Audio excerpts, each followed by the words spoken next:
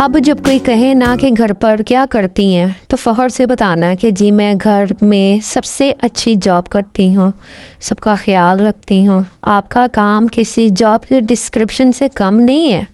जब आप खुद को और अपने आप को इज़्ज़त और वैल्यू देंगी तो लोग भी उसे इज़्ज़त और वैल्यू देना शुरू कर देंगे।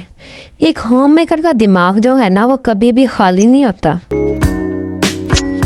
वो हर टाइम कुछ ना कुछ सोच ही रहा होता है कि जैसे कि स्कूल के बच्चों का लंच, हस्बैंड का टिफ़न, लॉन्ड्री के कपड़े, फ्रिज की सफाई, ये सब सोचें जो होती है ना इनविजिबल थकान बन जाती हैं। एक चाय भी पीनी हो ना तो वो भी ओवर थिंकिंग में गुजर जाती है। बिस्मिल्लाहिर्रहमानिर्रहीम, अस्सलाम वालेकुम, क्या हाल चाल है? होपफुली ठीक ठाक। तो आज का जो व्लॉग है ना वो कल के व्लॉग से रिलेट कर रहा है। कुछ बातें मैंने आपको कल बताई थी कि होम मेकर के अंदर लेजीनेस क्यों आती है और उनका सोल्यूशन क्या है। तो आज भी मैं आपको यही बता रही हूँ कि होम मेकर के अंदर जो सुस्ती है, थकावट है, काम करने से पहले क्यों आ जाती है, तो स्ट्रेस फ्री होके कैसे काम करना है, तो ये सारी बातें आज आपको समझाऊंगी, जिससे आपके काम का जो बोझ है ना वो हल्का हो जाएगा और आप बहुत सारे काम जो है ना वो कर सकेंगे। सबसे पहली बात है ना कि आपने ओवर थिंकिंग नहीं करनी। आपने उठते ये नहीं सोचना कि मैंने अभी ये वाले काम करने, ये वाले काम करने, ये वाले काम करने हैं, बल्कि आपने ज़हन को फ्रेश करना है। उठ के जूस वगैरह लेना है और अच्छी सी ताज़ा हवा लेनी है आपने, और डायरी और पेंसिल पकड़ लेनी है और सोचना है कि कौन से काम मैंने हैं जो करने हैं आज के। तो सारे काम लिख लें, लेकिन कोई से 3 काम जो सबसे अहम है ना वो आपने सबसे ऊपर रखने हैं। अगर वही 3 काम आज कर लिए ना तो समझें कि आज का जो टास्क है वो कंप्लीट हो गया। ये नहीं है कि जो आपने सोचा वो सारा कुछ हो जाएगा, कपड़े भी धुल जाएंगे और वो उनकी ऑर्गेनाइजिंग भी हो जाएंगी, सारा कुछ हो जाएगा। ऐसा कुछ नहीं होता। ज़िंदगी में अप्स एंड डाउन आते रहते हैं, कभी काम ज़्यादा होता है, कभी कम होता है, लेकिन खुद को गिल्ट फील ना करवाएं कि जी मैंने आज काम नहीं किया तो आज का दिन प्रोडक्टिव नहीं रहा। तो बल्कि सोचें कि आज मैंने बहुत कुछ किया। जब आप अपनी डायरी में 3 टिक लगे देखेंगे ना कि मैंने आज ये 3 काम किए तो आपको अंदर से खुशी महसूस होगी। और ये भी ना सोचें कि लोगों के रवैये कैसे हैं मेरे साथ। मेरे घर में हस्बैंड का रवैया मेरे साथ ठीक नहीं है, मेरी सास का रवैया ठीक नहीं है, जो मेरे और इर्द गिर्द जो हैं वो लोग मुझे अच्छा नहीं समझ रहे हैं, तो इट्स ओके, कोई बात नहीं। बचपन में मुझे एक बात याद है कि मेरी एक फ्रेंड थी, तो मैं 9th या 10th क्लास में थी, तो मेरी उससे ना लड़ाई हो गई, झगड़ा हो गया।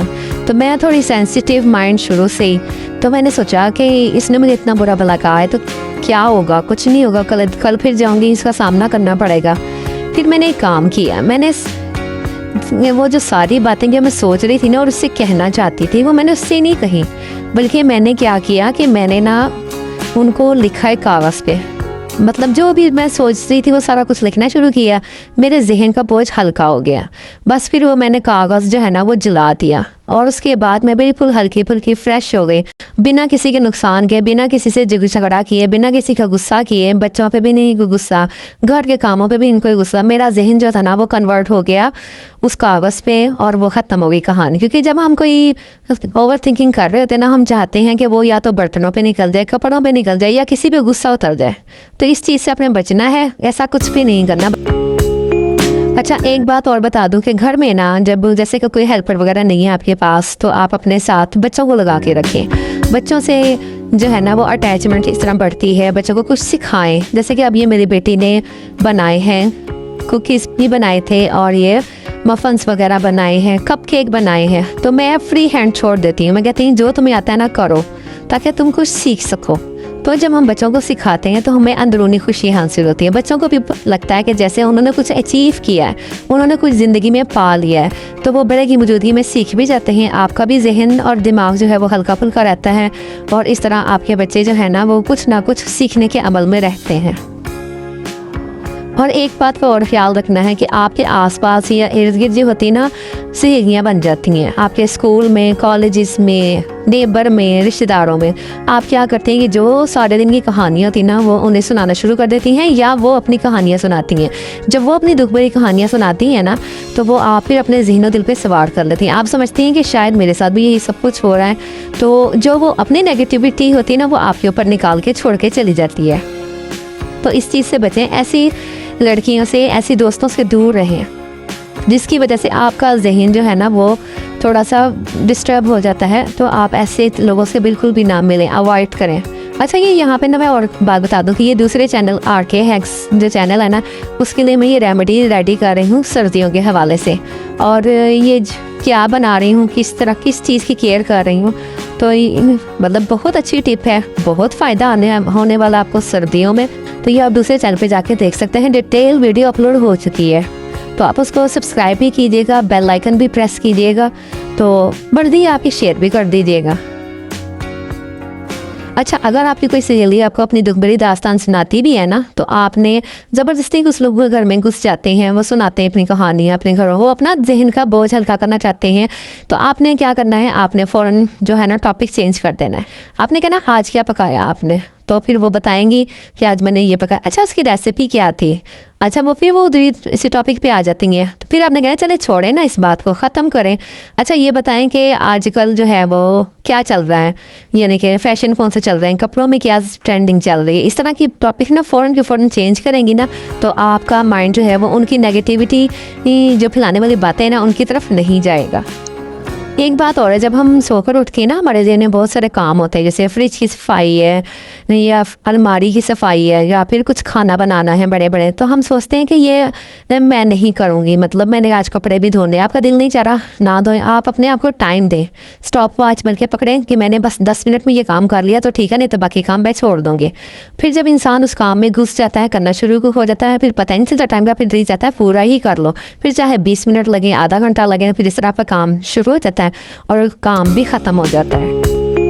अच्छा, कुछ जो होती है ना मेरी बहनें, वो घर बैठे बैठे ना थोड़ी सी हेल्दी हो जाती हैं, काम नहीं करती हैं, उनके घर में काम करने वालियाँ लगी होती हैं, या फिर वो अगर खुद भी काम कर रही हैं ना, तो वो समझती हैं कि जो घर के काम है ना वो हम एक्सरसाइज ही है वो हमारी। ऐसा नहीं होता। देखिए ना, जब आप कपड़े धोती हैं तो मशीन धोती है वो कपड़े, आपका काम ज़्यादा खड़े खड़े का ही होता है। जब आप किचन में खड़ी हैं तो आप वो जो है एक्सेसरीज़ यूज़ कर रही हैं, लहसुन अदरक के लिए ग्राइंडर यूज़ कर रही हैं, चॉपिंग के लिए चॉपर यूज़ कर रही हैं, तो इस तरह आपने मुख्तलिफ किस्म की मशीनें, तो फिर एक्सरसाइज कहाँ से हुई। तो इन चीज़ों से ना मूवमेंट नहीं होती, एक्सरसाइज से मूवमेंट होती है। आपने एक काम करना है, वो ये कि आपने कोई भी वीडियो ओपन कर लेनी है, यूट्यूब जैसे कि आप देख रही हैं, आप अभी भी यूट्यूब ही देख रही हैं, आप कोई सॉन्ग लगा लें, कोई एक्सरसाइज लगा लें एनर्जेटिक किस्म की, तो बस आपकी बॉडी की मूवमेंट होनी चाहिए। तो वही एक्सरसाइज असल एक्सरसाइज होती है, जिससे ब्लड सर्कुलेशन होती है, जिससे क्या कहते हैं आपका एनर्जी लेवल जो होता है ना वो काफ़ी बढ़ जाता है, आपकी थकान जो होती है ना वो उड़नछू हो जाती है। इसी तरह आप अपना बहुत ज़्यादा ख्याल रखें, आप अपनी डाइट का ख्याल रखें, आप फल फ्रूट खाएं, उसका जूस पिएं, और देसी घी का अगर जैसे नहीं कुछ लोग अफोर्ड कर सकते, बेशक 1 चम्मच ही किसी रोटी पे लगा लें, चाय में डाल लें, उसका खालिस देसी घी का 1 चम्मच लें। इससे ना इम्यूनिटी सिस्टम जो है ना आपका फास्ट होता है और मेटाबॉलिज्म जो है वो बढ़ता है। ये छोटी छोटी बातें जो होती हैं ना, ये आपकी सेहत के लिए बहुत अच्छी हैं। इनके अंदर ना सेहत का खजाना छुपा हुआ है।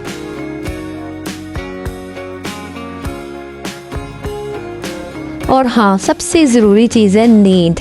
आपने 8 से 9 घंटे 6 घंटे नींद लाजमी लेनी है। आपने कोई फ़ोन स्क्रॉलिंग नहीं करनी, टीवी नहीं देखना, आपने कोई काम नहीं करना।